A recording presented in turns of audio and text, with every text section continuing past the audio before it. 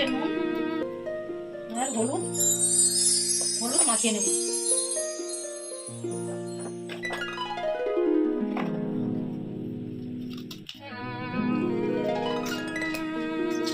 মাছ ভেজে নিচ্ছি।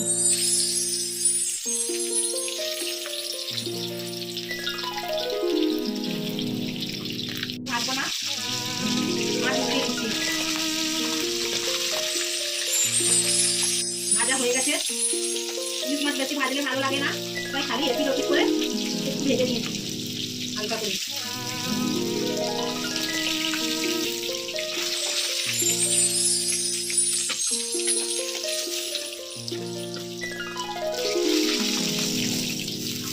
কালো জিরে 8 চামচ,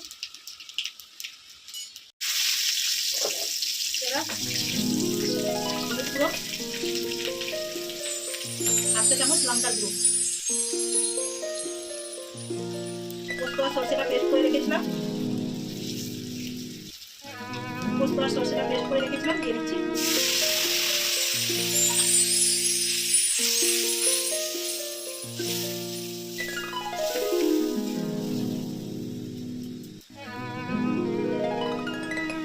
স্বাদ মতো নুন দিয়ে দিচ্ছি।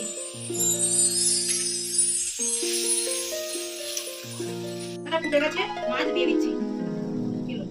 দেখো দিকে ক্যামেরাটা, মাছের চালটা ফুটে গেছে, মাছ দিয়ে দিচ্ছি।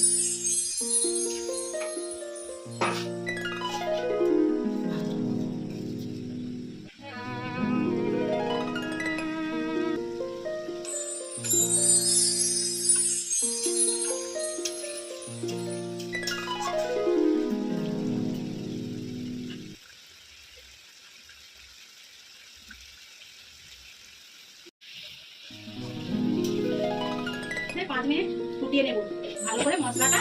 মিনিট হয়ে গেছে, ঢাকা খুলে নিচ্ছি। মাছের ঝালটা হয়ে গেছে, এবার নামিয়ে নিচ্ছি।